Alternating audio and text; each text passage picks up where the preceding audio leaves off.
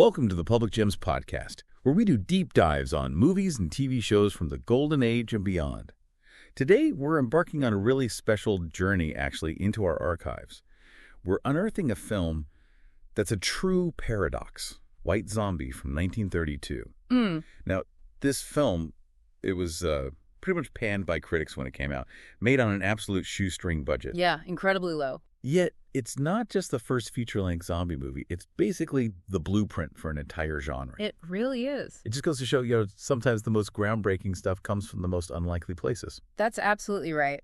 And for this deep dive, we've really dug in. We've gathered sources, everything from historical film analysis, modern critical takes, right down to the original production notes. Our goal really is to pull out the essential nuggets, the key insights, give you a shortcut to understanding this unique cinematic gem without you having to wade through everything yourself. Okay, so as we explore this, the big question we're tackling is, what is it about White Zombie that makes it so foundational? How did this low-budget, critically slammed film somehow become the archetype for a whole monster movie genre? It's a great question. Yeah, it's a bit of a mystery, isn't it? Let's unpack it. Let's start at the beginning, with the origins. White Zombie was an independent production, pretty brave for the time, helmed by the Halpern brothers, Edward and Victor.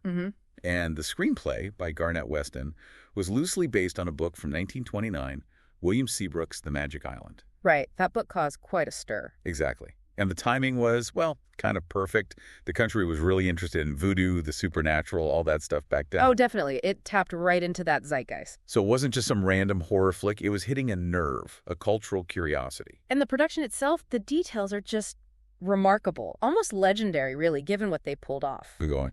Okay, get this. They filmed the entire feature-length movie in just 11 days. 11 days. Seriously. 11 days. In March of 1932. And they were working with practically nothing, a budget around $50,000. $50,000, wow. Which meant, they had to film mostly at night to save money. But the resourcefulness, it was honestly ingenious. 11 days, 50 grand. I mean, did they even sleep? That's an insane pace for any film, let alone one that ends up being so important. What did that kind of pressure make them do? Sleep was probably optional. But you're right, that kind of constraint, it forces creativity, doesn't it? It must have. So large parts were shot right there on the Universal Studios lot. They were basically borrowing props, scenery, anything they could get their hands on from other big horror films. Borrowing? Like what? Oh, everything. The great halls from Dracula, pillars and a balcony from The Hunchback of Notre Dame. No way. Dark corridors from Frankenstein, chairs from The Cat and the Canary, even sets from Archaeopathes, The King of Kings. Wow, so they were literally building this world out of spare parts. Exactly. It wasn't just saving cash. It also, perhaps unintentionally, created this familiar yet really unsettling atmosphere right from the start, kind of building a new horror look from the studio's own history. Quite clever for an indie production. That's fascinating, world building by necessity. Now, you mentioned Bela Lugosi. He's absolutely key here, playing the villain murder legendre. Iconic. By 32, Lugosi was a big deal, right? Fresh off Dracula in 31, then Murders in the Rue Morgue. Yeah, he was a star. So it seems, surprising that he'd sign on for such a low-budget independent film, producers with no real track record. What do you think drew him in? Especially when you hear these wildly different figures for his salary, anywhere from $500 to $5,000 for a week's work. That is a great question. And it tells you something about the Hollywood system back then. Those varying salary claims that probably point to some negotiation, maybe Lugosi taking a chance on a quick, guaranteed paycheck. Even if it was less than his usual rate. Potentially.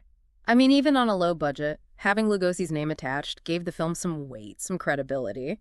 But his impact on set, the accounts are mixed. Madge Bellamy, the actress playing Madeline, she recalled him pretty positively, said he'd kiss her hand. Very gentlemanly. Okay. But then you have the assistant cameraman, Enzo Martinelli, who apparently found him not really a friendly type. A man of contrasts, it seems. But I heard something else, a claim from another actor, that maybe suggests it wasn't just about the money for Lugosi. Ah, yes. That's really intriguing. It comes from Clarence Muse, the actor who played the coach driver. He claimed Lugosi actually did some rewriting. Rewriting. Yeah, and even restaged some scenes, helped direct retakes.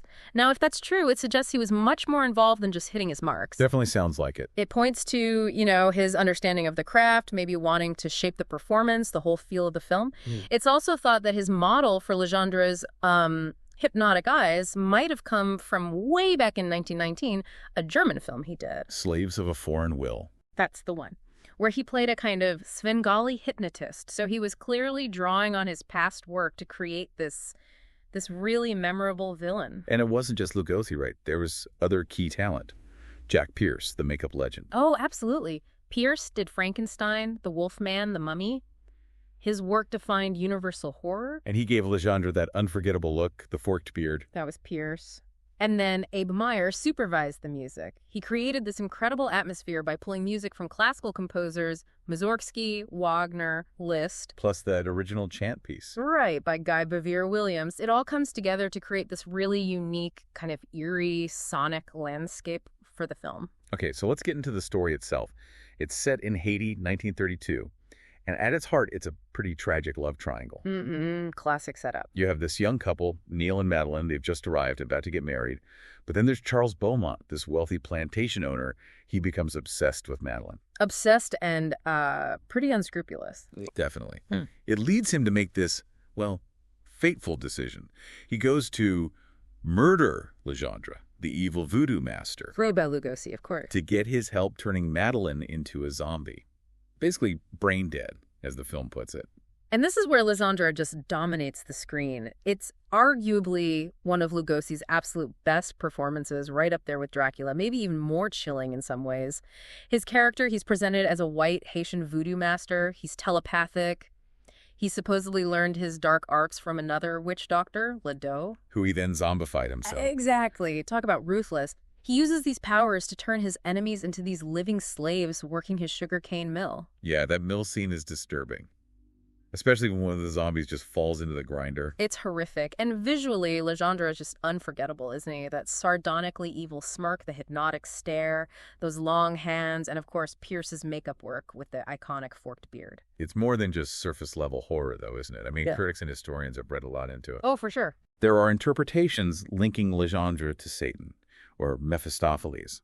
Beaumont basically selling his soul to get Madeline. Right, with Dr. Brunner maybe representing the Christ figure trying to save them.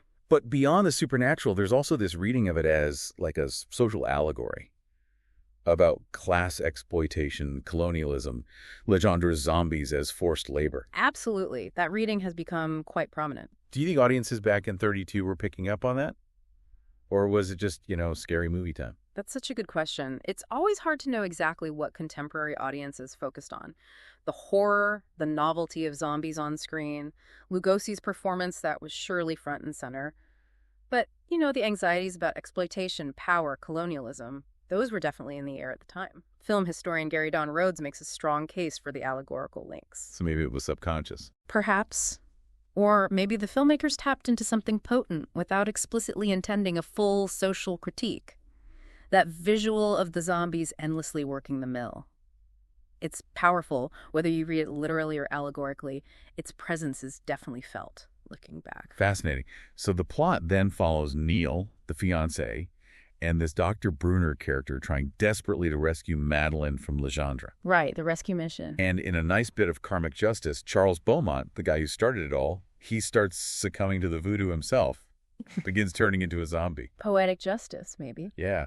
And it all leads to this big dramatic climax at Legendre's castle, which looks like it's perched right on a cliff. Very gothic. And it ends with both Legendre and Beaumont falling to their deaths, which conveniently breaks the spell and releases Madeline from her trance. Back to Neil. A classic, good triumphs over evil finale, but yeah, with some really chilling stuff along the way. So, okay, groundbreaking film, Lugosi powerhouse.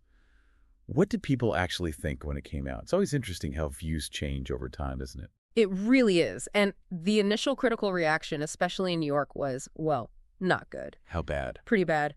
Reviewers hammered it. They called the story over the top, the acting weak, the dialogue stilted.